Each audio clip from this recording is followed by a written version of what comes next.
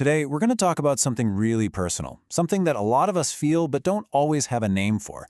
It's that feeling of being stuck in a life that's, well, it's not bad, but it's not great either. We're going to dive into the hidden danger of a life that is just fine. You know the feeling, right? Maybe it's a job, it pays the bills, it's good enough, but you feel it kind of draining your soul day by day. Or maybe it's a relationship that's just fine, it's comfortable, sure, but where's the joy? Where's the connection? This is such a common place to be, and for some reason, it can be the absolute hardest place to get out of. You know, our intuition about pain is usually pretty straightforward. Bigger problem, more pain, longer recovery. But what if I told you that's not always how it works? What if, psychologically speaking, a huge catastrophic event is actually easier to recover from than a small, nagging, everyday annoyance? That's the paradox we're going to unpack. And believe it or not, there's actually a name for this. You can almost think of it as a diagnosis for that feeling of being stuck. It's called the beta region paradox. And it's all about why that bearable level of suffering can actually be the most dangerous kind of all. This idea just flips everything we think we know on its head. Let me give you an analogy. Imagine you shatter your leg. It's a huge crisis, right? It's undeniable. You have to go to the hospital, get a cast, do physical therapy. There's a clear plan. But what about a mild nagging pain in your knee? You just kind of learn to live with it, aren't you? And it can bug you for years.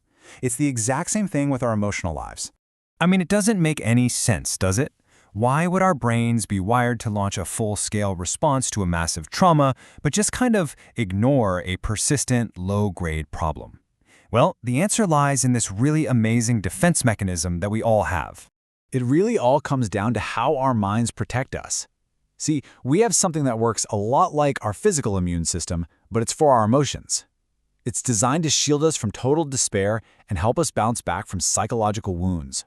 A researcher named Daniel Gilbert actually coined this term. It's basically our brain's automatic healing kit. It helps us reframe things, rationalize what happened, and just generally feel better so we can move on.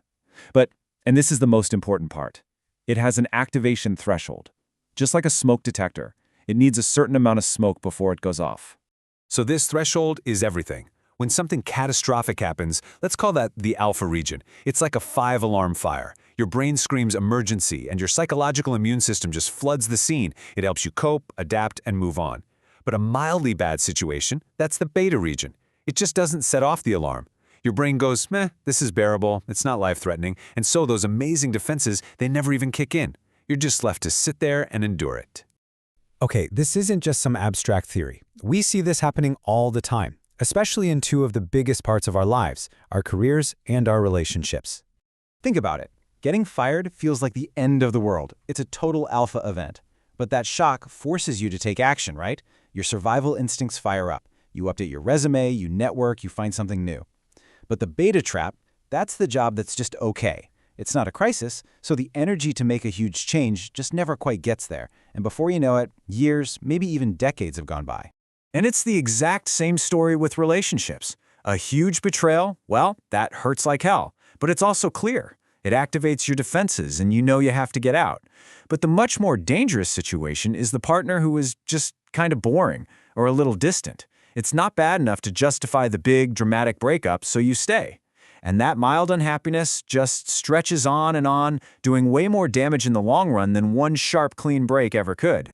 Okay, so now that we kind of get the diagnosis, let's turn this into a little self-checkup. How can you tell if you're actually caught in one of these beta traps right now? So I want you to take a second and be really honest with yourself. Is there a part of your life that feels bearable, but it just leaves you feeling tired and drained all the time? A situation that's not a complete disaster, but you definitely wouldn't wish it on a friend. And that last one is the real kicker. Are you secretly, maybe subconsciously, just waiting for things to get worse so you finally have a good enough reason to do something about it? If you saw yourself in any of those questions, please don't feel bad. Just understanding the trap is the first, most massive step to getting out. So now let's talk about the prescription. What's the way forward? All right, so since the whole problem with the beta trap is that the issue seems too small to act on, the solution is to manually override that system. You have to consciously and intentionally decide that your just fine situation is actually a pretty big threat. This is it. You have to stop telling yourself, oh, it's not that bad. You have to start calling it what it is: a soul-sucking job, a happiness-draining relationship, a genuine threat to the life you actually want to live. When you relabel it like that, you are manually pulling the fire alarm that your brain has been ignoring. You are giving yourself permission to finally activate your own defenses. So if you take away one thing from all this, let it be this: good enough is so often the enemy of truly good. It's the tricky, deceptive comfort of the beta region that keeps us stuck, preventing us from the real growth that only happens when we're forced to act. And that really is the heart of it. We are built to handle crises. We are surprisingly resilient when things fall apart.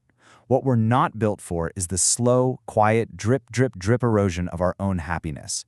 The most dangerous threats, it turns out, are the ones we've convinced ourselves we can live with. So I'll just leave you with this question to think about. What mild pain in your life have you labeled as acceptable? What have you been calling fine, when deep down you know it's a long-term problem?